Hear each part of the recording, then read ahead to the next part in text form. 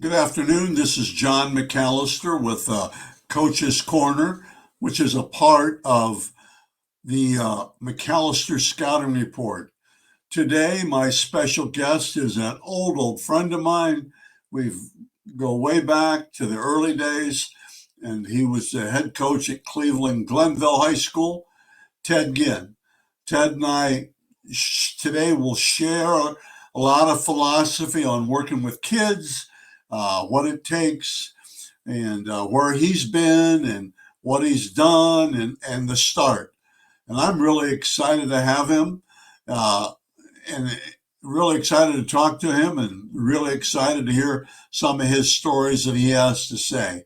So if you would sit back and relax and enjoy my video podcast with old friend, head football coach at Glenville High School and executive director of Ginn Academy, Ted Ginn.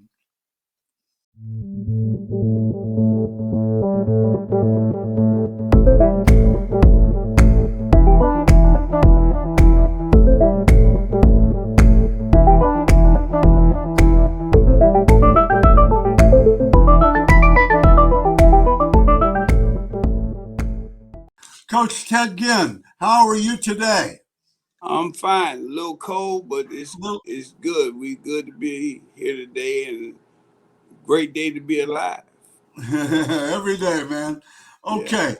Uh, Tell me, give me your title and what you're doing right now. All right. Well, I'm the executive director and founder of the Ginn Academy, and I'm the head football coach at Glenville, head track coach at Glenville, and that's what I do every day is try to save a life or two and give people Every day. opportunity Every for day. success. Okay, Yeah. tell me, Coach, this is going to be a different, I don't know, different kind of interview, but where did it get started? Where did it start? When did you? I met you and you were a security guard, and I had to go down two flights of stairs in the back way at Glenville High School to In the get to your basement. in the basement And in my the school office was a hallway, bathroom. and Huh? it was pretty close to the bathroom. I don't know if it was or not, but that was your office, man. You had your video in there and all that stuff. But Ted, and where did it start? Well, it kind of started, John, I could go back probably in the 80s, Okay, but it kind of started, my system and concept kind of started even before that, before 97. I was the head coach in 97. So I was kind of already doing some things, but I just was never satisfied on what was going on in the city right. with our children in the inner city and the Glenville. And so I kind of just kind of studied the situation. So when I became the head coach, it kind of started there, where I started uh, with being the head football coach. And I had the model that we trying to win against all odds. So what I did, I started um, having my football team report to me in that same basement where my office was the bathroom. You know what I'm saying? Yeah. And they had to report to me every day. So I became that mentor between high school, the school, and the home. So Right. I started then because I knew that we were struggling. First, I wanted the kids to come to school. Yeah. Secondly, I would check their behavior. Thirdly, I started helping them with their um, academics. Meaning setting the right classes and different things like that. Working with uh, with the counselor and different things like that. So it kind of started there. I started because I wanted to have a football team that had the right information, and Right. I started uh, running a school in the basement, that same basement. So I went to the principal and started asking them, can I get a group of teachers that would just help these 50 kids? You know what I'm saying? We would have their academics in the basement with teachers that understood who they was and Right. make sure we don't miss. So I started running the school in the basement of Glenville like that. Right. And then it became so successful because the kids were coming to school. I was doing their attendance. I was doing everything, working with the counselor with their schedules and different things like that. And we became so successful. And on top of that, I understood what every kid needed. You know, Right. you had to deal with each kid individually. So you give Right. me each kid what they need to be successful. So it kind of started in the basement like that. And I was a security guard, so I took the attendance of those kids Yeah. like that, and I started being that mentor between And the school and the the home. old bald-headed white guy used to come to see you too, didn't he? That's right. That's right. We've Yeah. been friends a long time. I will Yeah. tell you, who was the guy I can never remember because you took pictures of him and put him on in the video and all the. Who was the big kid that went to Michigan? Oh, Pierre Woods. Pierre Woods. Pierre Woods I is the had I guy had yeah. that sticks I out in had my track mind. tape. I had track on there and basketball. Yeah. And when you look at his highlight, the first thing, and I was doing highlights, I had two PTRs. I was like this. And when you look at his highlight, the first thing that came on was him getting the ball, turning around and dunking. Yeah. And the next highlight was he run the back leg of the 4x1. Right. And I then his remember football stuff. Yeah. Pierre Woods. Then he went to Michigan. He went to Yes. Michigan. Let me tell you, here's I was thinking about this when we were coming home from Indianapolis the other day. You know, I will give a metaphor. Here's an analogy to the Glenville program, okay? The Glenville football program. When my oldest son was a little leaguer, he was a 10-year-old and they started a new team and they took 7 10-year-olds and he was one of them. He was just pretty good. Okay, but they had 7 10-year-olds. They got their butts beat. Okay, they maybe won a couple of games. I forget, 3-17, 3-15. Anyway, the next year is 11-year-olds. They got a little bit better. Okay, and Glenville program gets a little bit better, and then they still were kind of people kind of not made fun of them, but just kind of joked about it a little bit and stuff like that.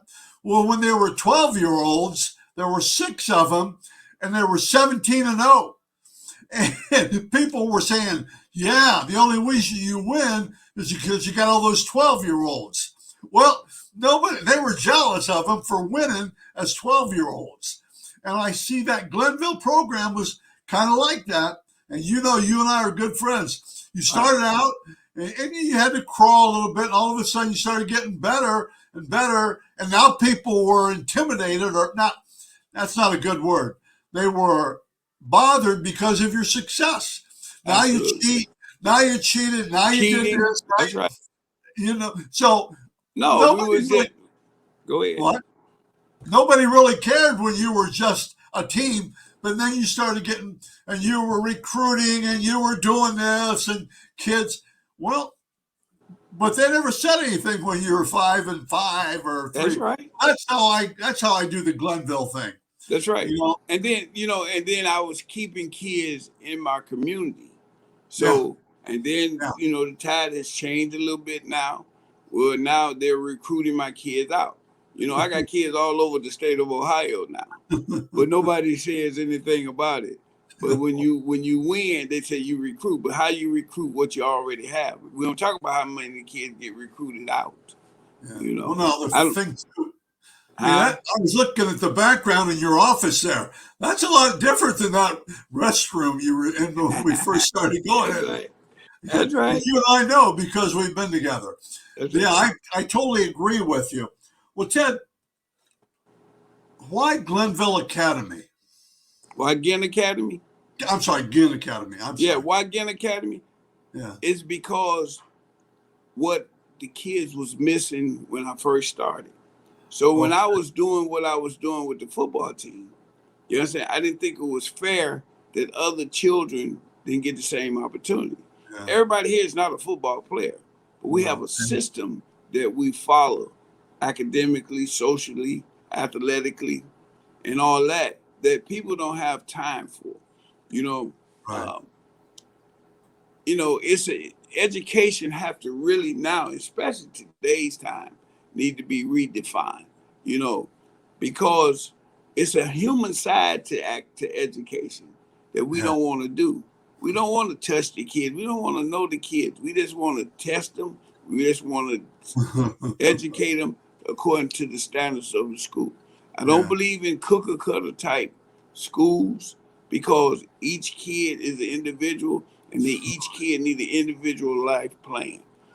So what happens is Ginn Academy is to set here to give each kid an individual life plan. So everybody gonna always tell me, John, well, what is your curriculum? Well, my curriculum is different. You Yeah. understand? My curriculum is love, passion, and understanding. You understand? Math, science, social studies, English is a requirement for everybody in the world. You understand? If it wasn't so, we should be suing people. Yeah. But love, passion, understanding this. We're gonna love you, we're gonna have passion with it, and we're gonna give you the proper understanding. And once you get that, then you can take care of the curriculum, the math, the science, the social studies, the English. You understand? Because that is a requirement. And Ginn Academy is here for one major reason, especially in today's time. You and I was raised because we had a table in our home. You Yeah. understand? At the head of your table was your mother, your father, or your grandpa. The table was the information center in your home. You understand? And nobody has that no more. We just No. grab bagging. Nobody's sitting down for dinner. Nope. Nobody is talking anything about anything. Nobody's getting any direction. So your program, your school, anything that you have to be a table. We have to learn how to educate the whole child. When we went to school because they told you to, but you went to school and you obeyed because you was taught at home. Yeah. You're at that table. So the tables are missing. So the school have to be a table. And that's why Ginn Academy is here to give kids everything they need to be successful. I I totally agree. I told, and then like even my kids grew up having supper every night at the table. Supper, that's A a su- word nobody use no more. no supper, and then and they had to be there at least like five. They ate something, and now obviously but for us, and I had a very great wife. But for us, it was okay. We'll eat dinner at McDonald's or Bob Evans, but we all ate together. No, That's but it right. wasn't. It wasn't at home but it was. We ate Yeah, together. you still set a table somewhere. Yeah, my You wife still was had to get your insistent on information that, and your direction. and we're finding out more and more. Although the old school still want those cookie cutters because they think if they do that way, they have discipline. If they No, have, and that's not true. I mean, I believe that. Let's talk about something else because, I don't want to spend too much time, no, but 'cause it's we could be so on true. that all day. Yeah, I know. So can I. Tell me, uh, this is a silly question, but what drives you personally? What, what makes you tick? What makes Ted Ginn tick? You've kind of said it in all we've talked about, but is there anything else? Like for me, I think you leave every game, you leave everything on the field. That means Right. whatever I do, this business, I got this video business now, but I want to be the best at it. So I work really hard. What drives you, Ted? What Any drives me is the fact that I probably got a couple things, but first I would tell you this: I know that God placed me on this earth to be a servant, and that's everybody's responsibility. Yeah, And that drives me because I know it's my responsibility. But in the same token, and I could go back about 12 years where they probably done took over everything, man. You understand? yeah, When I was sick on my back, you yeah, understand? You understand? I knew that God put me there. yeah, I knew that, bro. You understand? Because of my responsibility of being a servant to children. See, when you're in this business of education, coaching, all that stuff, parenting, you have a responsibility to his children. You Yeah. know what I'm saying? And if it's not in your heart, you understand, you shouldn't be in it because it's a judgment day for it. And and I know that God have saved my life and did things for me. You understand? Because of what I'm doing is my responsibility of being Yeah. on this earth. But Yeah. that's one thing. But I love the fact of mentoring. I love the fact of being able to change your behavior and to change somebody's life. The power of mentoring is huge, and I love it. You know what I'm saying? It's my life, and Mhm. and I just love, and I use football and education as the tool to do what I'm supposed to do as a servant. Super. That's what it is. Super. And we won't get into it, but along the way comes many speed bumps, and Yes, not just from kids, that's right. not just from kids, and not just from parents. I mean, we don't want Glenville to be special, That's right. and and you handle that really well. Yeah. Okay, let's go to what were some what were like I call it scrapbook. Okay, what are like 3 or 4 things that you can look back on and have great memories of? It comes to your mind, especially anytime. Okay, but in the last 20 years, what are there any things that just jump out at you Uh, that you can go on and I on and got on? I got tons of them, but I if you know. want to just talk about sports wise, I think one of the best memories that I can remember is when we wasn't even counted in as a playoff team, you know, and back in '98 maybe or '99, one of the two. The first time we ever went to a state playoff game Uh-huh. from the inner city of Cleveland. Yeah. We was ranked, we was number the top 8, we was number 8. And we had to play the number 1 team in the state of Ohio, which was Shaker. And I'll never forget that game because everybody felt that Shaker had Clemens and all them people on Yeah. that team. And they had a And a great good coach. they had a And good coach too. I mean, Sedmack was a hell of a coach. And we went up there, and that's the first example of arena football to me because it was so many people, and everybody was standing around the field because there wasn't no more seats because Glenville was the first school to ever be in a state playoff game, well, and then we playing the number 1 team in our region, and we won it. In the last couple of plays, and it was a good game to win, but it was tough for Sedmack, and we yeah. became good friends. You know what I'm saying? And I think that's one of the best memories in the beginning. I Yeah. can use plenty memories, bruh. You know, Best memory of your son, Teddy uh, Ginn Jr. no doubt. You know what I'm What's saying? the best memory of you remember with him? Uh, Probably the best memory that I can remember.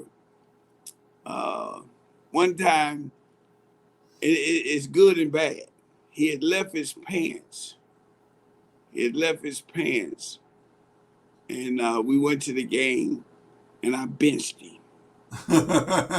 You know, and everybody in the hood, we was playing East High, and back then East High had a good team. Yeah. And my son, I wasn't playing, and we at halftime we was losing 6-0 to East High. So the whole community, everybody in the stands is so mad at me. They cursing me out. They throwing things at me. I said, man, stop it. My wife mad at me. So it was Cal Jefferson. You know Cal, you remember Cal Jefferson? Yeah, I He do. was a freshman. Cal Jefferson snuck and gave Ted his pants. Because he didn't and we went in the game and Ted went bananas. This kid right here scored all the points in the second half because he was playing quarterback. We was running the midline, and 80% of the midline, the quarterback keeps the rock. Right. Soon as he touched the rock, he go 60 yards. Come back here, intercept the ball, return it for 50 yards. Yeah. Come back, take a punt return it for whatever. So he was so mad at me, he just took the whole game over. So that is a fun memory where the hood was gonna kill. The hood was gonna kill me. My wife was gonna kill me, and my son took over the game. We won like 36-6. Yeah, that's good. That's super. Yeah. I remember a lot of your games, and been to them. And the nice thing is, you've always been great to me. And okay, a couple more questions. This goes fast. I don't want to go too long. If you can say, who would be like you? You've been successful, probably more wins with kids than wins on the field, I would guess. And that's not a put down. But what coach did you kind of like emulate a little bit? College or pro or high school or anything? It's probably two guys. Okay. But the number one guy probably would be Chuck Kyle. Chuck Kyle of St. Ignatius. When I first started, I always wanted I wanted to be like Chuck because of just what I saw as a coach in the community, and Chuck Kyle was the guy that I wanted to be like. Yeah. And the next guy would probably be Jim Tressel.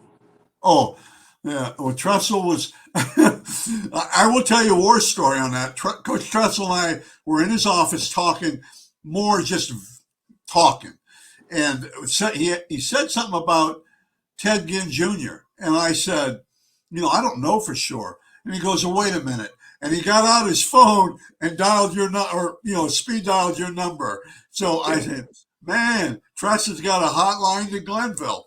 What makes Tressel so important, Coach Tressel?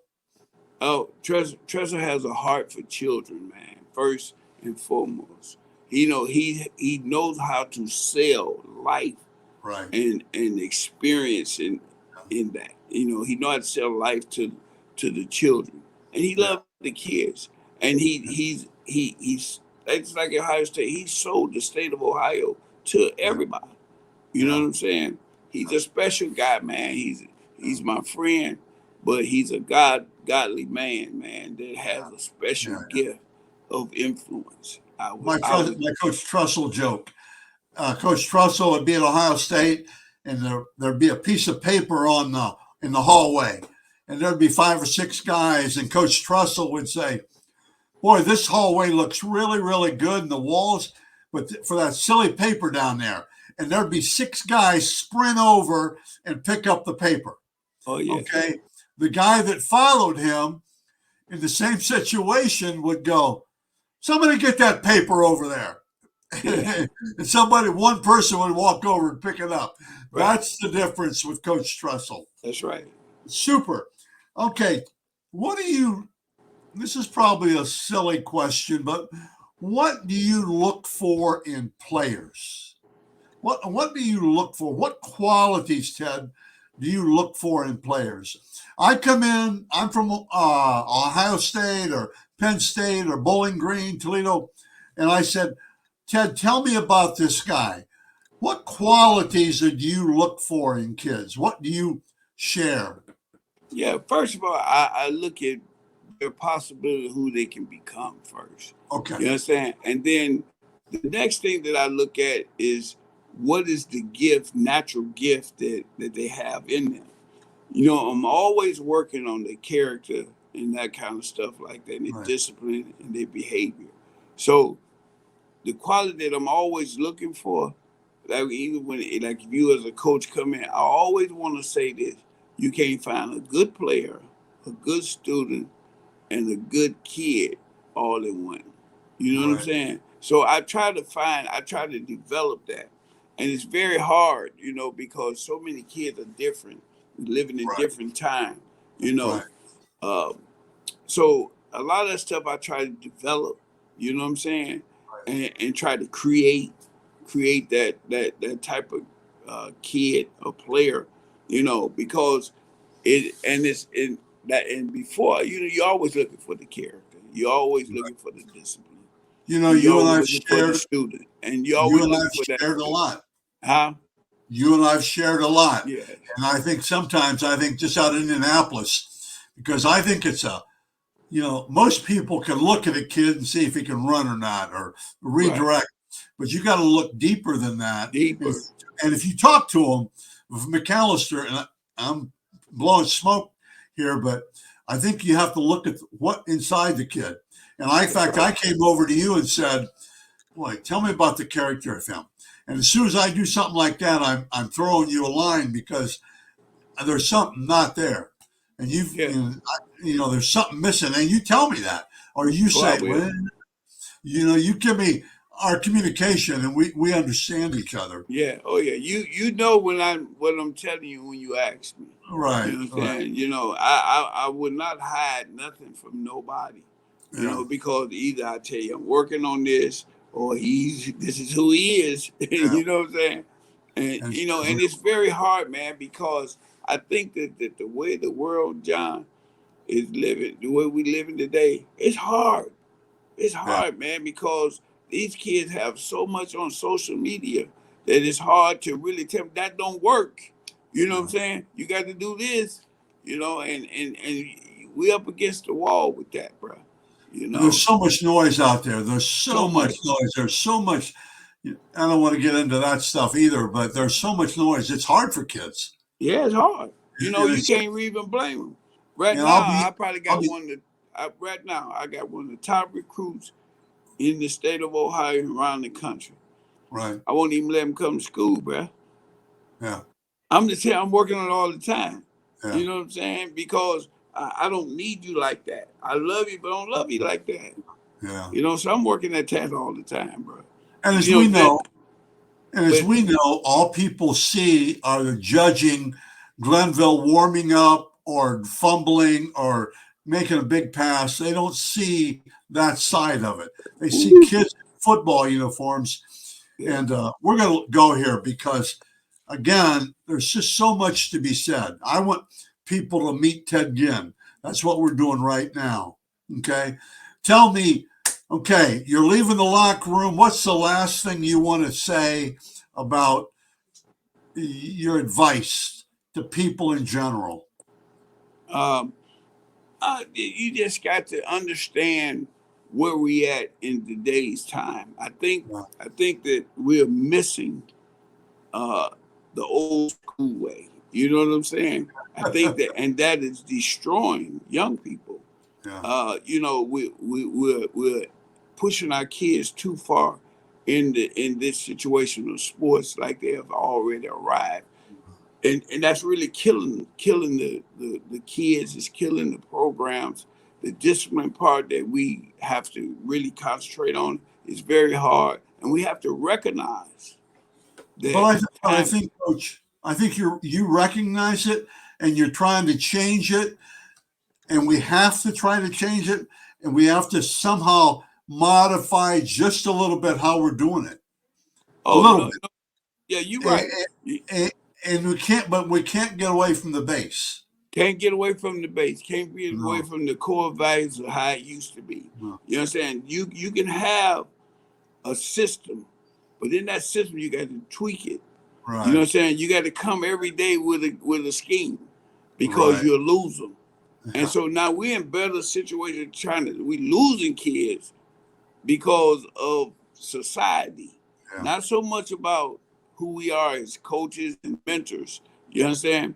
And you cannot get so stuck in, oh, you're already there, or you can't get stuck in, I can't be too old school where I lose them, because they don't have the mentality and the experience to recognize where they at, because of all the pressure and social media around them. So we just got to I love you, and we've been great friends. This is really neat for me. Okay. And we'll come back again sometime. Is that okay? That's good. Thanks, Ted. Thank you very much. All right. Love you.